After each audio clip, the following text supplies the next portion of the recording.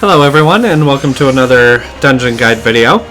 Today we are going to be doing Cutter's Cry. So this one is another side quest type unlock. So you won't find this one following the main scenario quest like you have most of your dungeons. You will find this quest from this man right here, Siebold. He is in Udal Steppes of Thal, and he's near the market. It will be a blue quest with a plus on it. So, let's jump right in and get started. Alrighty, let's commence.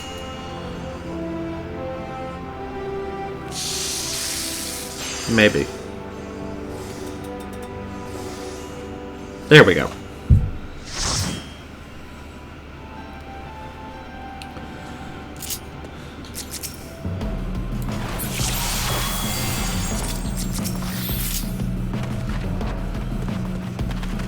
Alrighty.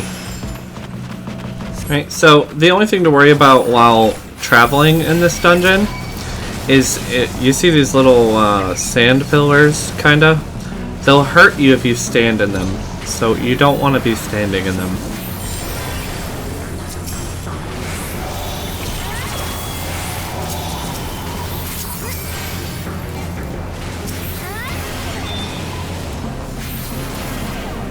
If you're a tank, you want to make sure you're checking the sides, because the enemies will spawn all the way out on the edges of the area.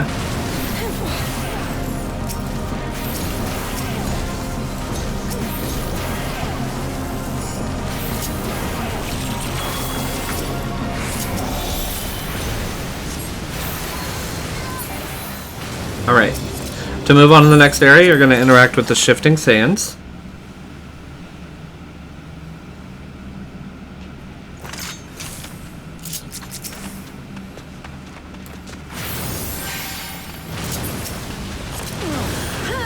So some of the sand pillars are bigger than the smaller ones. These obviously would do more damage because they're bigger.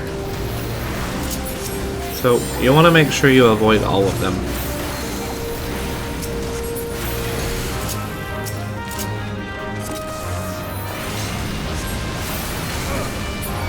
Ow, that hurt.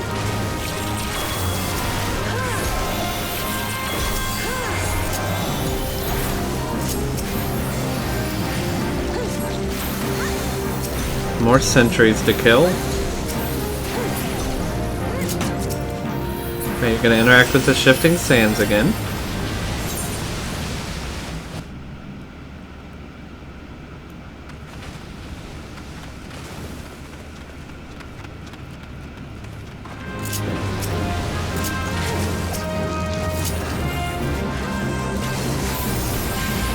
Alright, the shrapnel bombs, when their health gets low enough, they will explode, and it will do a lot of damage, so you want to make sure you avoid it.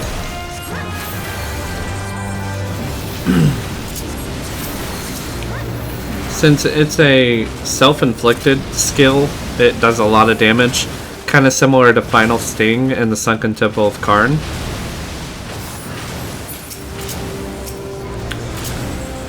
So you got two options when you're exploring. If you want, I believe, a treasure chest, you're going to go this way. If you do not want the treasure chest, and you would instead like to move on and just go to the boss, you're going to head up the hill.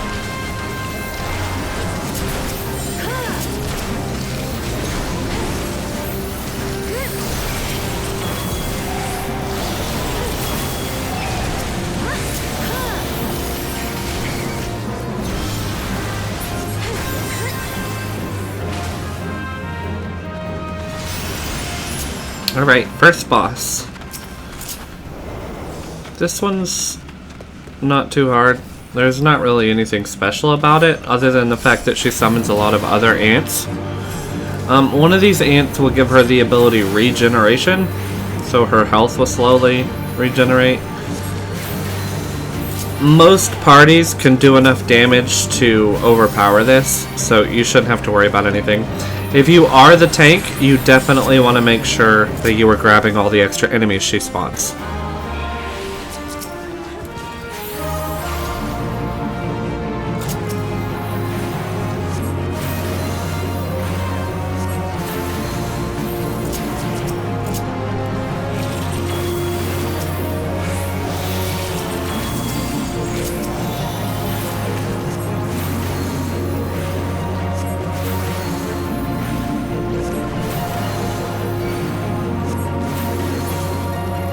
Alrighty.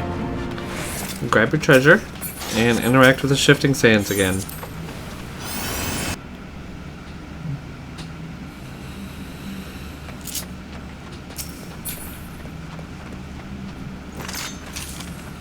So, this path is kind of like a donut.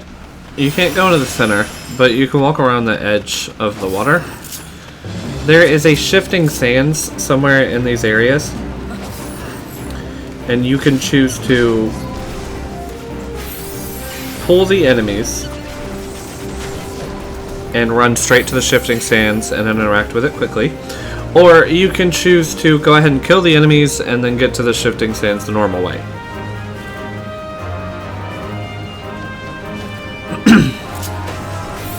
So here they are.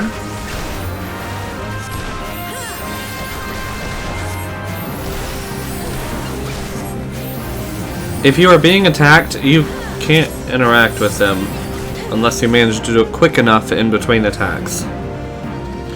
Most people will skip these enemies, just kind of grab them and go. There's the shifting sands over there. Usually going to the right instead of the left is the faster route, but not by much.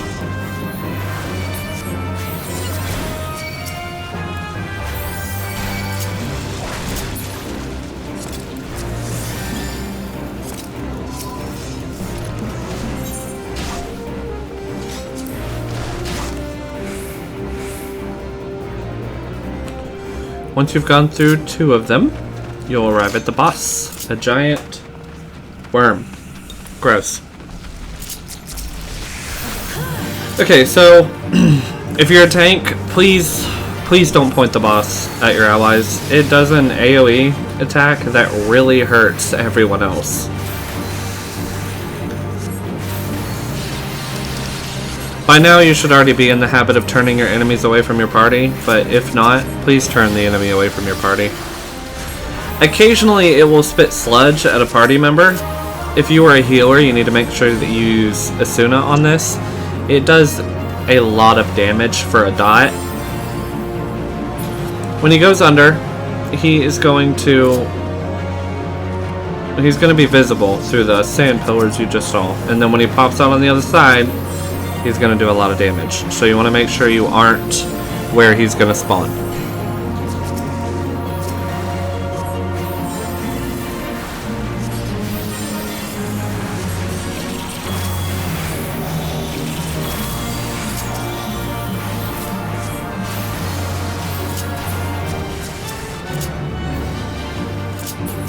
At some point when he goes under, he will try to pull you to the center.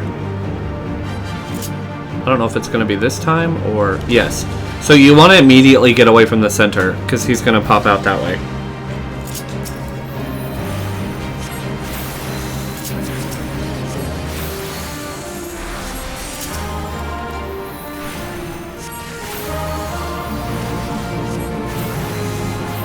And it's down.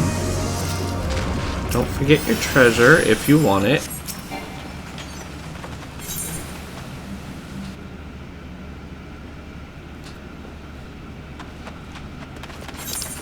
Alright, this path can be a little bit confusing, especially for new tanks or new players, so we're going to guide you through it. Got some slimes here, a golem, some spriggans. So when you get to the golem, you got 2 options. You can head this way, which is optional, or you can head straight, which is the way you're supposed to go.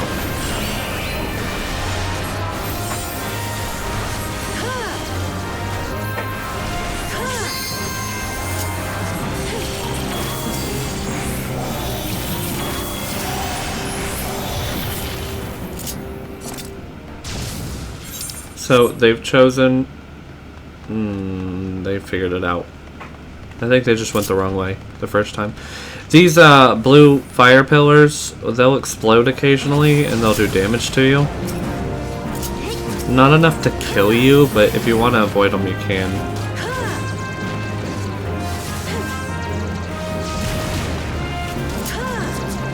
They do a lot of damage though.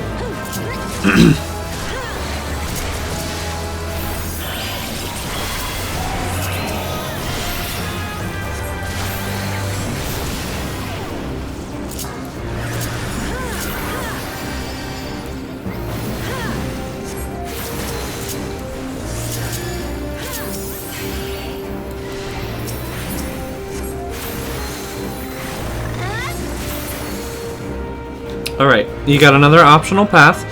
You can either head straight, which, yeah, there's a treasure chest over there, or you can head this way, which is the way you're supposed to go.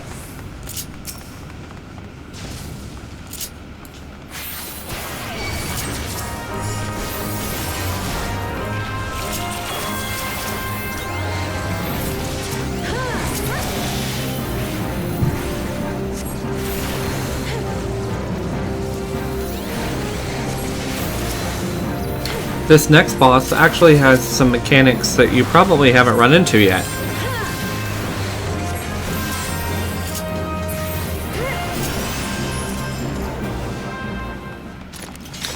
Alrighty, a chimera. So, pay attention to the prompts on your screen. If the chimera's eyes glow blue, get away from it. It's gonna do an AoE around it of ice. If the chimera's eyes glow violet, get close to it. It's gonna do like a donut AoE.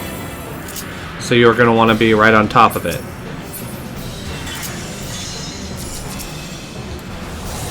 As proven by that player, it does a lot of damage if you don't avoid it.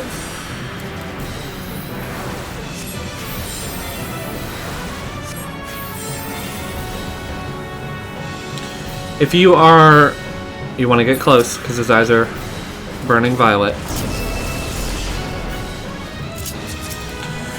If you are targeted with a like that character right there, he's going to spit a ball at you and it will chase you down. You can avoid it by just kind of running away from it. Once it gets to you, it's going to explode though. Oh, I wasn't paying attention.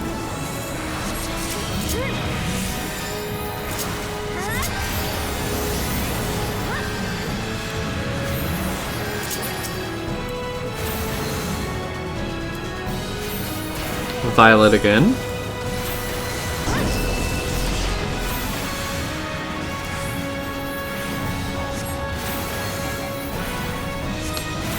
Looks like another lightning ball.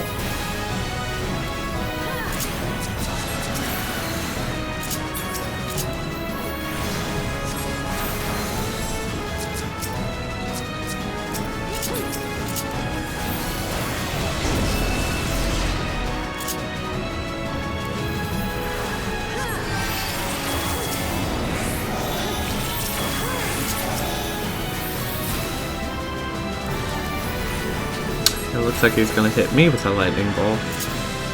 Rather rude.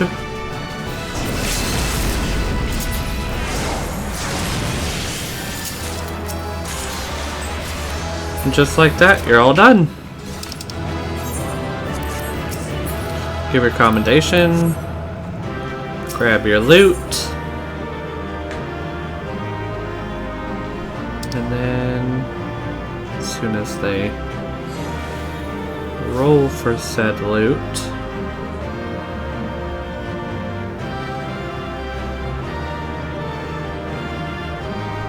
seems they want to be stubborn.